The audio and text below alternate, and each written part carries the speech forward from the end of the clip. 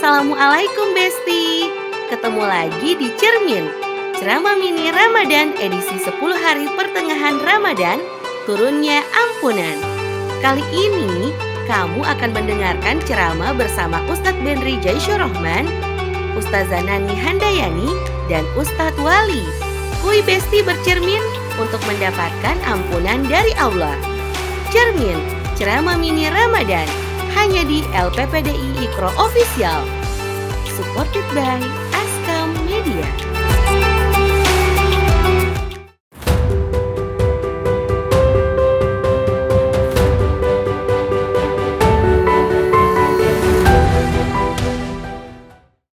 Cermin, ceramah mini Ramadan. Kali ini membahas tentang pelaku tomat mungkinkah diampuni Allah? Bersama Ustadz Benri Jaisyurrahman. Yuk kita simak. Bismillahirrahmanirrahim. Assalamualaikum warahmatullahi wabarakatuh. Alhamdulillah, assalatu wassalam ala rasulillah wa ala alihi wa sahbihi wa mawalah wa ba'd. Sobat Cermin yang dimuliakan Allah, dimanapun saat ini menyimak program ini, alhamdulillah di bulan ini kita bersyukur. Kenapa? Karena kita diberi kesempatan oleh Allah untuk mendatangi, memasuki bulan yang penuh keagungan. Dan kita tahu bulan ini adalah bulan di mana Allah memberikan kasih sayangnya dengan berlipat-lipat, diantaranya memberikan ampunan kepada kita. Tentu ini adalah salah satu bentuk dari wujud kasih sayang, dan tidaklah mungkin orang yang menyayangi tidak punya sifat memaafkan. Begitu juga Allah punya sifat Ar-Rahman Ar-Rahim, maka digandenglah sifat Allah ini dengan sifatnya, yaitu sebagai Maha Pengampun. Innallaha Ghafurur Rahim. Tapi ada kalanya di antara kita, Sobat Cermin, mungkin yang selama ini menganggap bahwa saking merasa husnuzonnya bahwa Allah sayang banget sama kita, lantas berpikirlah gampanglah, kayaknya gua kalaupun dosa kayaknya gampanglah diampuni oleh Allah. Betul, memang Allah punya sifat yang itu dijamin. Innallaha Ghafurur Rahim. Bahkan disebutkan bahwa Innallaha yaghfiru dzunuba jami'a. Allah mengampuni setiap dosa. Tetapi yang kita ingin sampaikan, apakah saat kita berbuat dosa sejatinya ada peluang bahwa kita akan memiliki yang namanya kesempatan untuk bertobat? Kenapa? Karena sejatinya di antara penyebab yang paling menyedihkan dari yang namanya dosa adalah hati yang ketutup dengan yang namanya noda-noda atau noktah yang membuat hati menjadi hitam. Kebayangkan kalau sebuah jendela ketika dia kotor dan tidak pernah diiringi dengan yang namanya penyesalan atau tobat, yang terjadi adalah makin bergumpal dan peluang cahaya masuk itu semakin tertutup. Maka banyak di antara kita yang merasa bahwa buat apa ya memohon ampun, kalaupun nanti insya Allah kita bisa mendapatkan ampunan Allah. Justru disitulah salah satu bujuk rayu dari setan. Nah karena itu Sobat Cermin, hati-hati di antara yang setan ingin hembuskan kepada kita adalah merasa berprasangka baik bahwa Allah Maha Pengampun, tapi akhirnya meremehkan yang namanya dosa. Bahkan merasa bahwa cuma dosa kecil doang gitu ya. Dan itu yang membuat hati kita akhirnya terbiasa dalam kemaksiatan. Yang jadi bahaya adalah kalau hati kita udah terbiasa dalam kemaksiatan, puncaknya adalah kita akan diberikan yang namanya sebuah ujian yang paling berat, yaitu Allah memberikan yang namanya setan, diberikan kepada kita untuk menyesatkan kita dan dibungkus dengan yang namanya kata-kata yang seolah-olah kita dalam kebaikan.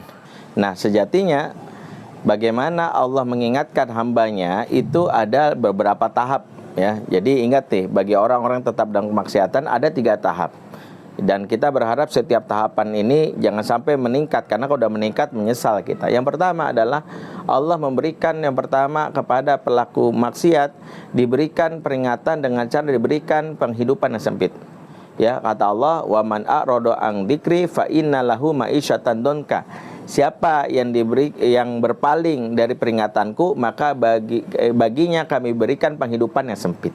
ya, merasa apes banget ya, kerasa kok kayaknya hidup gua kok sial banget ya, habis ujian ya, perut lapar, ngelihat duit kagak ada ya, ngelihat dompet ya Allah gitu ya, kayak ngelihat batu nisan ya, bertetesan air mata ya, pulang dikejar-kejar anjing ya, kepetok tiang listrik ya, ngejek tai kucing, dicium bencong, dipalak preman, dicolek nenek-nenek di ban genteng. Aduh, begitu dapat kabar di rumah ya Allah pertamak naik ya, aduh nyesek banget rasanya. Nah, ketika kita ngerasa bahwa udahlah kita hidup kita sial, apes, itu adalah isyarat karena Allah ingin menegur kita dengan kemaksiatan kita, maka buru-burulah kita bertobat. Tapi ada yang enggak ini pasti gua mismanagement deh, gua perbaiki aja hidup gua kayaknya harus belajar manajemen hidup, belajar manajemen komunikasi, manajemen organisasi.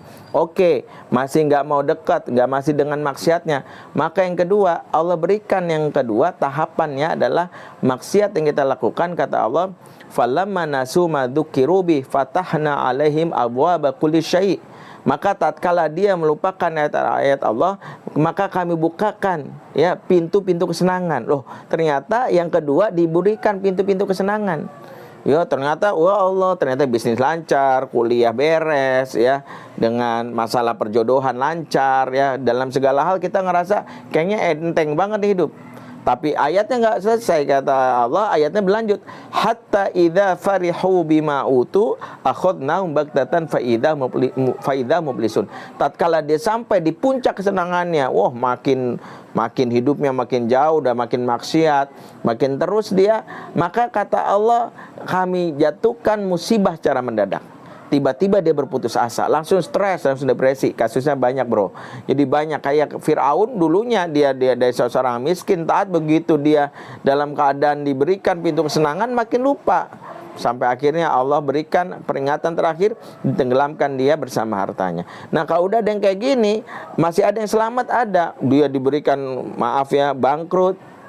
Ya, kemarin-kemarin sok nantang Tuhan, flexing gitu ya, merasa bahwa udah kaya ya, Tuhan aja nggak bakal miskinin gue misalnya. Tiba-tiba yang terjadi, dia dibikin yang namanya oleh Allah hancur kehidupannya sampai bisa masuk penjara. Kalau nggak berani, nggak mau bertobat juga, sungguh dia sudah berada dalam hal yang paling buruk. Karena yang ketiga, itulah yang disebutkan di dalam surat Az-Zukhruf ya, ayat 36-37. Jadi ketika orang diberikan kesenangan, kemudian dia lalai sama Allah, kemudian dijatuhkan sampai kepada yang namanya merasa stres, sampai ada yang gila gitu. Tapi akhirnya dia berani sembuh, misalnya dia bisa mengatasi tekanan mentalnya, tapi dia justru malah merenungnya bukan kembali kepada Allah. Yang dia pikirin, kayaknya memang, justru bilang kayaknya dukun gue kurang kenceng nih. Yang ada malah kayaknya nih gue kemarin kurang ngasih sesajen nih. Diberikan teguran sama Allah, maksiatnya sudah diberikan peringatan, malah dia makin maksiat lagi, malah dampak sesajen, nambah dukun. Maka yang berikutnya ini yang paling berat. Allah katakan di dalam surat Az-Zukhruf, yaitu Allah berikan yang namanya setan sebagai teman setianya. Dan itu yang disebutkan oleh Allah, yaitu Allah berfirman, wa may yaksu an dzikrir rahman nuqaid lahu syaitanan fahuwa lahu qarin innahum la yasuddunahum anisabil wa yahsabuna annahum muhtadun. Teman setia berarti nempel terus ya. Mohon maaf, ini nggak kayak deodoran yang cuman 24 jam yang nempel di ketek. Tapi yang kita pengen, yang dimaksud oleh Allah, nempel kemanapun berada lebih dari sekedar 1 hari. Dia kemanapun kita berada ya, sebagai korin itu teman setia, gak akan pernah lepas. Nah, kerjaannya dari setan ini adalah, kata Allah di ayat 37-nya, innahum la yasudduna anisabil wa yahsabuna annahum muhtadun. Sesungguhnya setan itu menyesatkan dia dari jalan Allah, tapi inilah dampak dari hati yang sudah menghitam, seolah-olah dia dapat petunjuk. Makanya jangan kaget kalau kita terbiasa dalam maksiat, dalam dosa. Yang terjadi adalah justru ada desiran hati yang menganggap remeh, lantas mengatakan apa?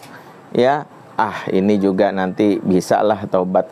Akhirnya hati kita menghitam dan setan pun datang untuk menjadi teman bagi kita. Nah, ini yang paling bahaya.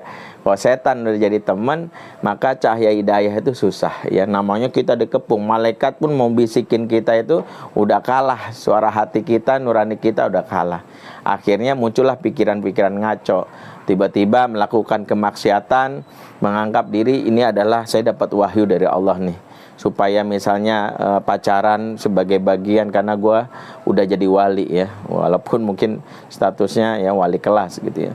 Banyak yang merasa sudah bisa melakukan maksiat dibungkus dengan pemahaman yang salah disebabkan karena meremehkan apa yang disebut namanya taubat, meremehkan untuk bertobat. Karena itu salah satu yang harus kita upayakan adalah bagaimana setiap kita dalam setiap saat mengevaluasi diri kita untuk senantiasa bertobat. Hati kita harus diiringi dengan niat untuk setiap hari mengevaluasi muhasabah. Bagaimana Ustadz kalau udah saya bertobat tapi maksiat lagi, tobat maksiat lagi? Allah Maha tahu jiwa manusia itu ada yang sifatnya lemah. Ya, disebutkan dalam Al-Qur'an disebutkan jiwa la uqsimu bil qiyamah wala uqsimu bin nafsil lawamah. Ada jiwa yang lemah, jiwa yang sejatinya mudah sekali tergoda oleh apa yang namanya maksiat. Nah, pertanyaannya adalah kalau kita gampang tergoda memaksiat, usaha kita untuk mengevaluasi, menyesali, dan hati kita yang sejatinya benar-benar menyesali itu diwujudkan dengan apa? Tak pernah putus asa. Kenapa? Karena putus asa dari rahmat Allah juga perangkap setan yang lain. Emang ya, setan itu perangkapnya banyak banget. Kita diberikan perangkap mulai dari terbiasa dalam dosa sampai perangkap kedua adalah diberikan yang namanya peluang untuk merasa putus asa. Kayaknya kemarin gue udah terlalu banyak dalam dosa. Justru setan menghembuskan keinginan untuk hamba, untuk manusia untuk putus asa. Hati-hati, putus asa dari rahmat Allah juga bentuk dari apa yang membuat setan merasa senang. Karena itu tetaplah bersama orang-orang soleh. Kalau kita sadar bahwa kita pelaku tomat ya, tobat maksiat ya, kadang-kadang ya senang sholat tapi maksiat jalan ya, istilahnya ya STMJ, sholat terus maksiat jalan, amar ma'ruf nyambi mungkar. Nah, kalau kita tahu jiwa kita gampang banget berubah karena kita gampang banget digoda, maka kita harus sadar bahwa saat itulah kita harus sadar bahwa yang menyebabkan kita berubah adalah karena lingkungan. Karena kita gampang terpengaruh, berarti buru-burulah kita untuk mencari niat untuk mencari lingkungan yang baik, teman yang baik. Kalau begitu-begitu terus gimana Ustadz? Khawatirnya tadi terbiasa dalam dosa. Yang paling bahaya kalau pas lagi maksiat ajal datang. Kita nggak bisa bilang sama malaikat Israil, ntar dulu, ini lagi maksiat nanggung, ntar aja deh besok kayak jadwal saya majlis taklim. Nggak bisa. Malaikat Israil datang di saat yang memang telah ditetapkan. Karena itu jangan sampai kita menyesali justru di akhir hidup kita karena terbiasa tobat, maksiat, dan kita nggak tahu siklus hidup itu apakah kembali tobat. Yang kita ngeri adalah malaikat Israil datang di saat kita berbuat maksiat, dan itu adalah seburuk-buruknya penutup alias kita berada dalam keadaan su'ul khotimah. Inilah disebutkan Rasulullah, innamal a'malu bi khawatimiha. Sungguhnya amal itu tergantung dari akhirnya. Sad ending, worst ending adalah ketika kita melakukan kemaksiatan dan ternyata malaikat Israil datang menjemput kita, dan kita pastinya nggak bisa nolak, nggak bisa kita pending. Kalau tamu datang bisa kita tolak, tapi malaikat Israil datangnya on time. Malaikat Israil nggak pernah ngaret, karena nggak pernah juga ya mesen Gojek, karena dia datang dalam rangka untuk apa? Mendatangi manusia berdasarkan jadwal yang telah ditetapkan. Karena itu buru-burulah kita menyadari bahwa jiwa yang lemah ini harus dikuatkan. Segera datangi yang namanya orang-orang soleh, bergabunglah dengan komunitas-komunitas kebaikan, seperti misalnya ada lembaga-lembaga kebaikan di sekitar kita, Remas, remaja masjid, atau namanya Rohis, datang dan kita bergabung bersamanya. Karena keuntungannya kalau kita bersama orang soleh, jiwa kita yang lemah akan ditolong dengan teman-teman yang baik. Kenapa? Karena sejatinya ketika kita bersama orang-orang soleh, kesempatan berbuat maksiat itu sedikit. Ya, karena bagaimana mungkin lagi di pengajian masih sempat ngomong sama temannya, ada film bokep terbaru nggak mungkin. Karena kita sudah menyadari, karena nggak mungkin ngomong gitu sama orang-orang soleh. Karena itulah kita diberi hal yang membuat kita terjaga dari kemaksiatan. Kenapa? Karena ingat rumusnya, kemaksiatan terjadi bukan hanya karena ada niat pelakunya, tapi karena adanya juga kesempatan. Ya, waspadalah. Ya, teman-teman mungkin nggak tahu ini dari tagline mana, tapi yang jelas ini adalah sebuah peringatan, waspadalah dari kesempatan berbuat maksiat, tutuplah dengan berteman aja sama orang-orang yang baik. Kira-kira kalau orang-orang baik itu mendekatkan dia pada kebaikan, temani dia. Kalau kira-kira buruk, jauhi dia. Kenapa? Kalau ditanya, lu kenapa sih so eksklusif banget? Sorry bro, jiwa gue lemah, gampang banget tergoda. Karena gue udah pengalaman tobat maksiat. Karena itu gue pengen menyesali dan berharap Allah mengampuni. Mudah-mudahan ini bisa menjadi salah satu upaya membuat kita menjadi pribadi yang lebih baik. Terus semangat, jangan lupa untuk manfaatin bulan suci ini untuk banyak beristighfar, perbanyak amal soleh. Bila taufiq hidayah. Assalamualaikum warahmatullahi wabarakatuh. Cermin, ceramah mini Ramadan. Mini waktunya, maksi manfaatnya.